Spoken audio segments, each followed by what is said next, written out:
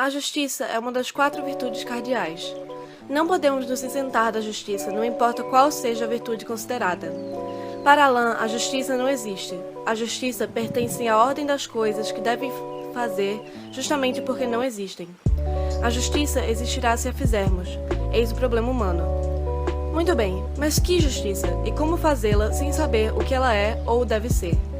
Das 4 virtudes cardeais, a justiça é sem dúvida a única que é absolutamente boa, pois as outras virtudes podem ser utilizadas para o mal, mas o mesmo não pode ocorrer com a justiça. A justiça não é uma virtude como as outras, ela é o horizonte de todas as virtudes. Aristóteles dizia que esta era a virtude completa, pois todo valor a supõe e toda a humanidade requer. Um exemplo de um dilema ético envolvendo a justiça é: um trem vai atingir 5 pessoas que trabalham desprevenidas sobre a linha. Mas você tem a chance de evitar a tragédia acionando uma alavanca que leva o trem para outra linha, onde ele atingirá apenas uma pessoa. Você mudaria o trajeto salvando 5 e matando 1? Segundo Kant, em um caso como este, considerando que se escolha atingir uma pessoa, o sacrifício desta não valeria a pena, pois a justiça desapareceria e o utilitarismo chegaria ao seu limite. Se a justiça fosse apenas o contrário de praticidade, como queria Epicuro, ou uma otimização do bem-estar coletivo, poderia ser mais justo, em uma situação como a apresentada, seguir o caminho de sacrificar um indivíduo, mesmo que inocente, em prol da maioria. Mas isso é precisamente o que a justiça condena, ou que deveria condenar. Segundo Rawls, a justiça é maior que o bem-estar ou que a praticidade, não podendo ser sacrificada por estes ou pela felicidade de uma maioria. A justiça se diz em 2 direitos, como conformidade ao direito e como igualdade e proporção. As pessoas julgarão injustas tanto a extrema diferença de riquezas e bens materiais, justiça social, quanto a transgressão da lei, instituição judiciária. Em suma, a justiça corresponde ao respeito simultâneo à legalidade e à igualdade entre os indivíduos. Esses 2 sentidos, embora semelhantes, se diferem. No sentido legal, a justiça existe e sem outro valor que não o pré-determinado. Para Aristóteles, todas as ações prescritas pela lei são justas, nesse sentido. Mas qual o mérito dessa afirmação se a lei, em diversas ocasiões, prova não ser justa?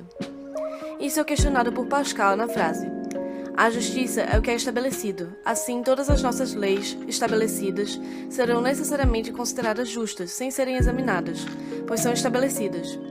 Assim, muitas vezes a legalidade é considerada mais importante que a legitimidade e o valor da lei em si. De fato, os mais numerosos, não necessariamente os mais justos ou os mais qualificados, são os que fazem a lei em nossa sociedade atual, tornando questionável a legitimidade das mesmas. Na lei, a igualdade dos bens é justa, mas esta mesma lei protege a propriedade privada, favorecendo assim a permanência da desigualdade econômica.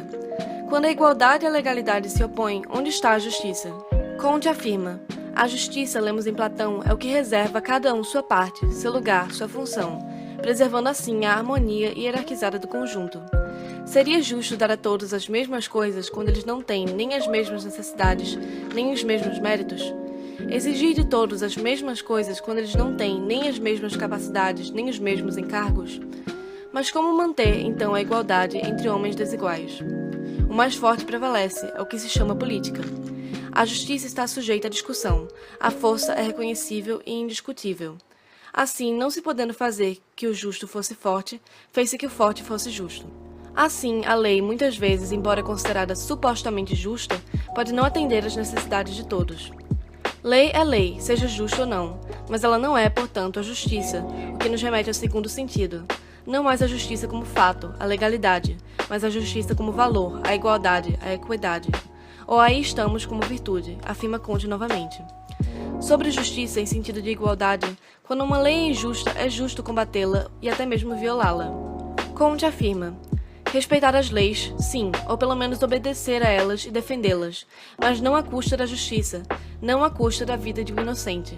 A moral vem antes, a justiça vem antes, pelo menos quando se trata do essencial.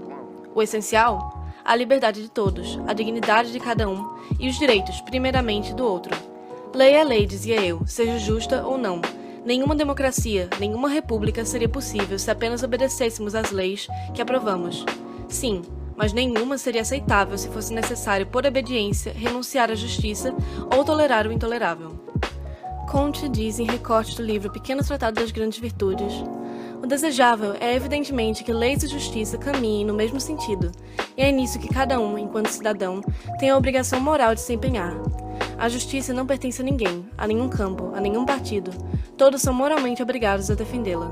Mas o que é um justo? Aí está o mais difícil, talvez. Aquele que respeita a legalidade? Não, pois ela pode ser injusta. Aquele que respeita a lei moral? É o que podemos ler em Kant, que, no entanto, apenas recua o problema. O que é a lei moral? Se a lei moral existisse, aliás, ou se fosse conhecida por nós, teríamos menos necessidade dos justos. A justiça bastaria. Esses desacordos entre justos são essenciais à justiça, pois assinalam sua ausência. A justiça não é deste mundo, nem de nenhum outro. Para Comte, Aristóteles era quem tinha razão quando dizia que não é a justiça que faz os justos, mas os justos que fazem a justiça. Como se não a conhecem? Por respeito à legalidade, como vimos, e à igualdade. Mas legalidade não é justiça, e como a igualdade poderia bastar? A igualdade não é tudo. Seria justo o juiz que infligisse a todos os acusados a mesma pena? O professor que atribuísse a todos os alunos a mesma nota? Disse-á que penas ou notas devem ser, em vez de iguais, proporcionais ao delito ou ao mérito. Sem dúvida, mas quem julgará isso? A lei responde mais ou menos, e os júris e os juristas. Mas a justiça não. Por isso que é preciso haver juízes nos tribunais e professores para corrigir as provas. No entanto, é necessário um critério, ainda que aproximativo, e um princípio, ainda que incerto. O princípio deve estar do lado de certa igualdade ou reciprocidade, ou equivalência entre indivíduos sem se reduzir a ela. É a origem da palavra equidade, de aequos, igual, que seria sinônimo de justiça. Esta é a virtude da ordem, mais equitativa, e da troca, mais honesta. Aproveitar-se da ingenuidade de uma criança, da cegueira de um louco, do engano de um ignorante ou da aflição de um miserável, para obter dele, sem que saibam, ou por coerção, um ato contrário aos seus interesses ou às suas intenções, é ser injusto, mesmo que a legislação em determinados países ou circunstâncias não se oponha formalmente. Digamos mais, o próprio roubo pode tornar-se justo, talvez, quando a propriedade é injusta. Dizer que a propriedade é roubo é exagerado, mas quem pode desfrutar, em toda justiça, o supérfluo quando outros morrem por não terem necessário? A igualdade dos bens seria justa, dizia Pascal. Sua desigualdade, em todo caso, não poderia absolutamente ser justa. Não devemos necessariamente renunciar aos nossos próprios interesses, mas devemos submetê-los à justiça, e não o contrário. Aos olhos da justiça, somos todos iguais, e, consequentemente, não somos superiores uns aos outros, e deveríamos, assim, ter os mesmos direitos. A justiça é a igualdade, mas a igualdade dos direitos, sejam eles juridicamente estabelecidos ou moralmente exigidos. É o que Alain confirma após Aristóteles e ilustra. A justiça é a igualdade. Não entendo com isso uma quimera que existirá talvez algum dia.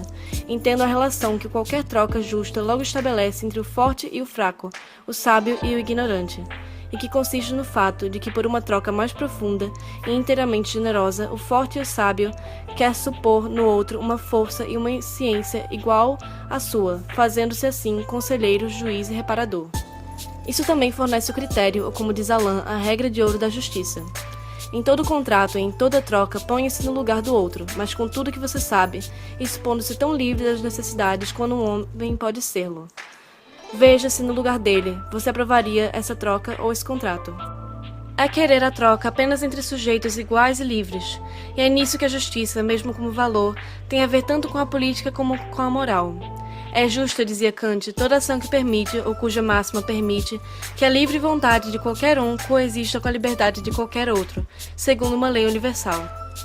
É nisso que a teoria do contrato social, muito mais que a do direito natural, é essencial à nossa modernidade.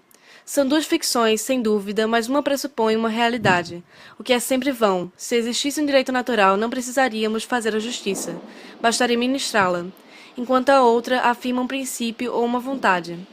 Em outras palavras, o contrato social é a regra e não a origem da constituição do Estado. Ele não é o princípio de sua fundação, mas de sua administração. Ele não explica um devir, mas esclarece um ideal, no caso, o ideal da legislação, do governo e da justiça pública. Hipótese puramente reguladora, pois mais necessária. O contrato original não permite conhecer a origem do Estado, nem o que ele é, mas o que deve ser.